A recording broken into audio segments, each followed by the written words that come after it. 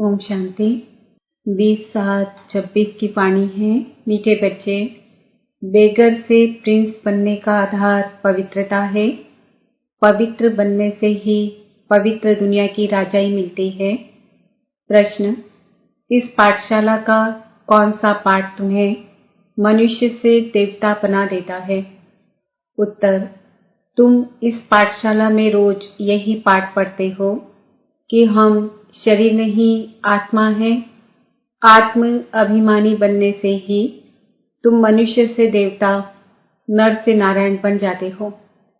इस समय सब मनुष्य मात्र पुजारी अर्थात पतित देह अभिमानी हैं, इसलिए पतित पावन बाप को पुकारते रहते हैं। गीत, छोड़ भी दे आकाश सिंहासन, इस धरती पर आ जा रे। ओम शांति। बच्चे जानते हैं कि यह ओम शांति किसने कहा? कौन से बच्चे? आत्माएं जानती है कि ओम शांति किसकी आत्मा ने कहा? परम पिता परमात्मा ने कहा। बच्चे जानते हैं मनुष्य की आत्मा ने नहीं कहा, यह परम पिता परमात्मा शिव ने कहा।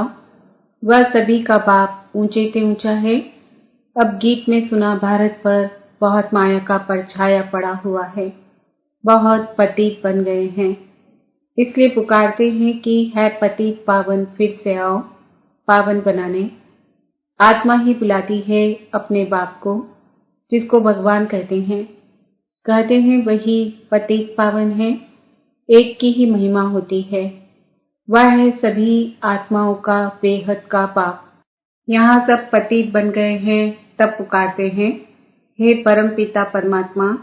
वही ज्ञान का सागर भी है, पतित पावन भी है। वह पिता भी है तो शिक्षक भी है, क्योंकि ज्ञान सागर भी है। वर्ल्ड अथॉरिटी भी है, सभी वेदों शास्त्रों ग्रंथों को जानने वाला भी है। उनको कहते ही हैं नॉलेजफुल। तो इस समय सब पारलौकिक बाप को पुकारते हैं, क्योंकि सभी दुखी हैं। कहते हैं गॉड फादर, उनका नाम भी चाहिए ना। उनका नाम गाया हुआ है शिव बाबा। वही ऊंच से ऊंच ज्ञान का सागर, सुख का सागर, शांति का सागर है। यह मनुष्य की आत्मा अपने बाप की महिमा करती है। ऊंच से ऊंच आत्मा किसकी है? परम पिता परमात्मा की। वह है परम। पतित मनुष्य उनको याद करते हैं। सतयुग में जब पावन भारत था, देवी देवताओं का राज्य था, तो कोई पतित नहीं था। यह है तमो प्रधान दुनिया, अर्थात दुनिया में जो मनुष्य रहते हैं सब पाप आत्माएं हैं। यही भारत पावन था, यही भारत पतित हो गया है। यहाँ कलयुग में सब पतित हैं। तुम जानते हो ज्ञान का सागर, पतित पावन परम पिता परमात्मा परम धाम से आकर हमको ब्रह्मा द्वारा पढ़ाते हैं। जरूर उनको शरीर तो चाहिए ना। यह बातें कोई शास्त्रों में नहीं है। ज्ञान का सागर जो अथॉरिटी है वही सब कुछ जानते हैं। भारत में चित्र भी दिखाते हैं। विष्णु की नाभि से ब्रह्मा निकला, उनको हाथ में शास्त्र देते हैं। अभी विष्णु कोई सब शास्त्रों का सार नहीं सुनाते हैं। परम पिता परमात्मा ज्ञान का सागर ब्रह्मा द्वारा सब शास्त्रों का सार समझाते हैं। ब्रह्मा विष्णु शंकर का भी वह रचयिता है। ब्रह्मा को व विष्णु को ज्ञान का सागर नहीं कहेंगे। शंकर की तो बात ही छोड़ दो। अभी ज्ञान का सागर कौन? निराकार ऊंच से ऊंच परमात्मा ही पतित पावन है। यह महिमा है उस परम पिता परमात्मा की। यहाँ भी आत्मा की ही महिमा होती है। आत्मा ही शरीर द्वारा कहती है मैं प्रेसिडेंट हूँ, मैं बैरिस्टर हूँ, मैं फलाना मिनिस्टर हूँ। आत्मा ही मर्तबा लेती है। शरीर द्वारा आत्मा कहती है मैं एक शरीर छोड़ दूसरा लेता हूँ। इस समय जब बाप आते हैं, कहते हैं बच्चे आत्माभिमानी बनो, मैं तुम्हारा बाप आया हुआ हूँ तुमको यही पाठ पढ़ाने। यह पाठशाला है मनुष्य से देवता, नर से नारायण, नारी से लक्ष्मी बनने की। बाप को सभी आत्माएं बुलाती है कि है परम पिता परमात्मा, अब निराकारी दुनिया से साकारी दुनिया में आओ, रूप बदलो। तुम निराकारी आत्माएं तो जब शरीर में आती हो तो गर्भ में आती हो, पुनर्जन्म लेती हो। बाप समझाते हैं, तुमने 84 जन्म गर्भ से लिए हैं। एक शरीर छोड़ फिर गर्भ में जाते हो, ऐसे 84 जन्म लेते हो। मैं तो गर्भ में नहीं आता हूँ। भारतवासी असल में देवी देवता धर्म के थे, फिर सीढ़ी नीचे उतरते आए। क्षत्रिय वर्ण में फिर वैश्य, शूद्र वर्ण में कलाएं कम होती जाती है। भारत 16 कला संपूर्ण था, फिर 14 कला बना। भारतवासी अपने जन्मों को नहीं जानते। 84 जन्म भारतवासी ही लेते हैं, और कोई धर्म वाले 84 जन्म नहीं लेते। तुम स्वदर्शन चक्रधारी बने हो, यह ज्ञान की बात है। स्वदर्शन चक्रधारी बनने से तुम चक्रवर्ती महाराजा बनते हो स्वर्ग का। तुम अच्छी रीति जानते हो, हम यहाँ आए हैं पतित से पावन बनने। यह है ही पतित दुनिया। पतित पावन सर्व का सदगति दाता तो एक ही बाप है। सब उनको ही पुकारते हैं, बाप को याद करते हैं, श्री कृष्ण को नहीं। श्री कृष्ण ने गीता नहीं सुनाई। गीता है सर्वशास्त्र में शिरोमणि। भारत की गीता किस धर्म का शास्त्र है? आदि सनातन देवी देवता धर्म का। किसने गाई? राजयोग किसने सिखाया? परम पिता परमात्मा पतित पावन बाप ने। तो तुम्हारी आत्मा जो निराकार थी, उसने अभी यह साकार शरीर धारण किया है। साकार मनुष्य को कभी भगवान नहीं कहेंगे। भल सत्युग में लक्ष्मी नारायण है तो भी भगवान नहीं कहेंगे। यह तो करके टाइटल दी जाती है। कायदे अनुसार भगवान एक है, क्रिएटर इज वन, बाकी वह है देवताएं। 5000 वर्ष की बात है। इन लक्ष्मी नारायण का राज्य था। इनको महाराजा महारानी कहा जाता था। भगवान महाराजा नहीं बनते हैं, वह तो बाप ही है जो आकर भारतवासियों को ऐसा देवी देवता बनाते हैं। अभी तो देवी देवता धर्म का कोई है नहीं।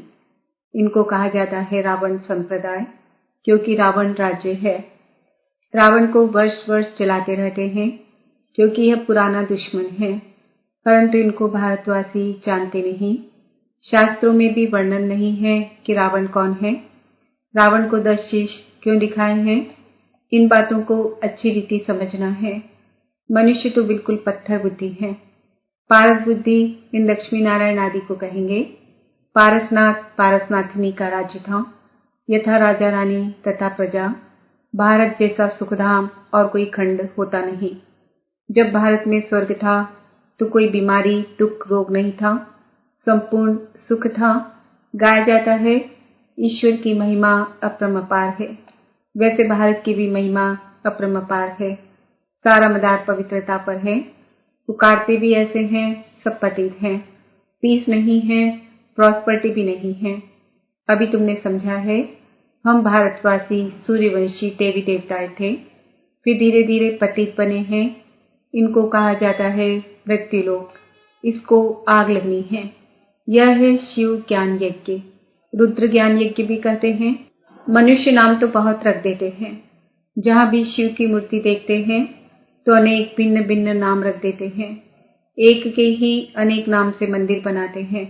तो बाप बैठ समझाते हैं, ज्ञान भक्ति वैराग्य। अभी भक्ति पूरी होती है, तुमको भक्ति से वैराग्य आता है, अर्थात इस पुरानी दुनिया से वैराग्य है। यह पुरानी दुनिया विनाश होनी है। बच्चे पूछते हैं, बाबा हम पतित से पावन कैसे बने? कोई नए आते हैं तो अलाउ नहीं किया जाता है। जैसे कॉलेज में कोई नया जाकर बैठे तो कुछ भी समझ ना सके और किसको पता ही नहीं है मनुष्य से देवता कैसे बन रहे हैं। मनुष्य जो पतित है वही पावन बनते हैं। इस समय भारत भी बैगर है। सतयुग में भारत प्रिंस था। श्री कृष्ण सतयुग का पहला नंबर प्रिंस था। उसमें सब गुण हैं। राज्य लक्ष्मी नारायण का कहेंगे। श्री कृष्ण तो प्रिंस था, राधे प्रिंसेस थी। श्री कृष्ण प्रिंस की ही महिमा गाई जाती है। सर्वगुण संपन्न, 16 कला संपूर्ण। उसने कोई गीता नहीं सुनाई। वह तो सतयुग का प्रिंस था। वह पतित मनुष्यों को पावन बनाने के लिए गीता पाठ सुनाए, यह हो नहीं सकता। यह सब शास्त्र हैं भक्ति मार्ग के। कितनी शास्त्रों के महिमा है। सतयुग में कोई शास्त्र चित्र आदि भक्ति मार्ग के होते ही नहीं।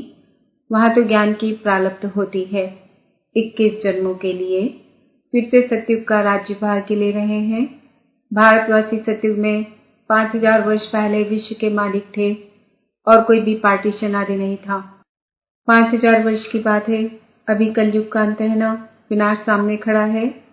भगवान ने यह ज्ञान यज्ञ रचा है पतित कलयुग को पावन सतयुग बनाने, तो जरूर पतित दुनिया का विनाश होगा।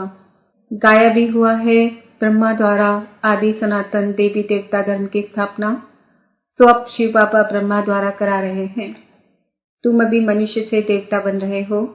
गाते भी हैं परम पिता परमात्मा ब्रह्मा द्वारा स्थापना कराते हैं। वह तो हुआ प्रजापिता, उनकी सब औलाद है। बरोबर ब्रह्मा द्वारा ही स्वर्ग की स्थापना हुई थी। आज से 5000 वर्ष पहले भी मैं संगम पर आया था तुमको यह राजयोग सिखाने। श्री कृष्ण ने ही मैं आया था। श्री कृष्ण पतित दुनिया में आ नहीं सकता, बाप ही आते हैं। वही सर्व का सद्गति दाता है। मनुष्य मनुष्य को सद्गति दे नहीं सकते। याद भी सभी एक को ही करते हैं। परमपिता परमात्मा कहाँ रहते हैं? तुम बच्चे जानते हो, परमधाम में रहते हैं। वह है ब्रह्म महातत्व। वहाँ आत्माएं पवित्र जैसे महात्माएं हैं। यहाँ भी महान आत्मा पतित आत्मा कहते हैं ना।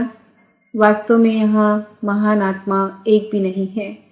आत्मा को ही पावन सतो प्रधान बनना है, ज्ञान और योग से, न कि पानी से। आत्मा ही पतित बनी है। आत्मा में ही खाद पड़ती है। आत्मा ही गोल्डन सिल्वर कॉपर आयरन बनती है। अभी आत्माएं जो पतित है उनको पावन कौन बनाए? सिवाय परम पिता परमात्मा के और कोई बना न सके। बाप ही बात समझाते हैं, माँ में कम याद करो तो तुम्हारे पाप भस्म हो जाएंगे। जितना याद करेंगे उतना पतित से पावन बनेंगे। मेहनत इसमें है, ज्ञान तो सारा बुद्धि में है। यह चक्र कैसे फिरता है? हम 84 जन्म कैसे लेते हैं? सतयुग में कितना समय राज्य चलता है? फिर रावण कैसे आता है? रावण है कौन, यह भी किसको पता नहीं। कब से रावण को जलाते आते हैं, यह भी किसको पता नहीं। हर वर्ष जलाते हैं। सतयुग में तो नहीं जलाएंगे, अभी है ही रावण राज्य। राम राज्य को कोई स्थापन कर नहीं सकता, यह तो बाप का ही काम है। पतित मनुष्य तो कर नहीं सकते, वह तो सब विनाश हो जाएंगे। पतित दुनिया ही विनाश होनी है। सतयुग में एक भी ऐसे नहीं कहेंगे कि है पतित पावन आओ। वह तो पावन दुनिया है ना। तुम अभी जानते हो कि इन लक्ष्मी नारायण को ऐसा स्वर्ग का मालिक किसने बनाया? फिर इन्होंने 84 जन्म कैसे लिए? आदि सनातन देवी देवता धर्म वालों ने ही 84 जन्म लिए हैं। वही इस समय शूद्र वंशी बने हैं। अब फिर ब्राह्मण वंशी बनते हो। अभी तुम हो ब्राह्मण चोटी। यह है ऊंचते ऊंच चोटी, ब्रह्मामुख वंशावली ब्राह्मण कुलभूषण। अभी तुम शिव बाबा के बच्चे भी हो, पोत्रे पोत्रियां भी हो। शिववंशी फिर ब्रह्मा कुमार कुमारियां हो। वर्षा मिलता है दादे से। बाप कहते हैं मुझे निरंतर याद करो, पावन बनो तो तुम मेरे पास मुक्ति धाम में आ जाएंगे। इन बातों को समझेंगे वही जिन्होंने कल्प पहले समझा है। वह तो हजारों हैं।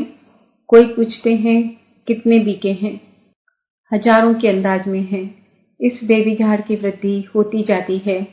अब फिर से सैपलिंग लग रहा है आदि सनातन देवी देवता धर्म का, क्योंकि देवता धर्म है नहीं। सब अपने को हिंदू कहलाते रहते हैं और धर्मों में कन्वर्ट हो गए हैं। फिर सब निकल आएंगे, आकर बाप से वर्षा लेंगे। तुम आए हो बेहद के बाप से बेहद के सुख का वर्षा पाने, अर्थात मनुष्य से देवता बनने। अच्छा, मीठे मीठे सिकिल दे बच्चों प्रति मात पिता बाप दादा का याद प्यार और गुड मॉर्निंग। रूहानी बाप की रूहानी बच्चों को नमस्ते। हम रूहानी बच्चों की रूहानी मात पिता बाप दादा को याद प्यार गुड मॉर्निंग नमस्ते ओम शांति। धारणा के लिए मुख्य सार, पतित से पावन बनने के लिए ज्ञान और योग में मजबूत होना है। आत्मा में जो खाद पड़ी है उसे याद की मेहनत से निकालना है। हम ब्रह्मामुख वंशावली ब्राह्मण चोटी हैं, इस नशे में रहना है। ब्राह्मण ही वर्षे के अधिकारी हैं, क्योंकि शिव बाबा के पोत्रे हैं। वरदान, अपनी पावरफुल वृत्ति द्वारा पतित वायुमंडल को परिवर्तन करने वाले मास्टर पतित पावनी भव। कैसा भी वायुमंडल हो, लेकिन स्वयं की शक्तिशाली वृत्ति वायुमंडल को बदल सकती है। वायुमंडल विकारी हो, लेकिन स्वयं की वृत्ति निर्विकारी हो। जो पतितों को पावन बनाने वाले हैं, वो पतित वायुमंडल के वशीभूत नहीं हो सकते। मास्टर पतित पावनी बन स्वयं की पावरफुल वृत्ति से अपवित्र व कमजोरी का वायुमंडल मिटाओ। उसका वर्णन कर वायुमंडल नहीं बनाओ। कमजोर व पतित वायुमंडल का वर्णन करना भी पाप है। स्लोगन: अब धरनी में परमात्मा पहचान का बीज डालो तो प्रत्यक्षता होगी। आज का स्वमान है, मैं आत्मा पतित पावनी हूँ। आज के व्यक्ति इशारे ज्वाला स्वरूप स्थिति में रह शक्तिशाली याद का अनुभव करो। योग माना शांति की शक्ति। ये शांति की शक्ति बहुत सहज स्व को और दूसरों को परिवर्तन करती है। इससे व्यक्ति भी बदल जाएंगे तो प्रकृति भी बदल जाएगी। व्यक्तियों को तो मुख का कोर्स करा लेते हो, लेकिन प्रकृति को बदलने के लिए शांति की शक्ति अर्थात योग बल ही चाहिए। योग में जब और सब संकल्प शांत हो जाते हैं, एक ही संकल्प रहता है, बाप और मैं। इसी को ही पावरफुल योग कहते हैं। बाप के मिलन की अनुभूति के सिवाय और सब संकल्प समा जाए, तब कहेंगे ज्वाला रूप की याद।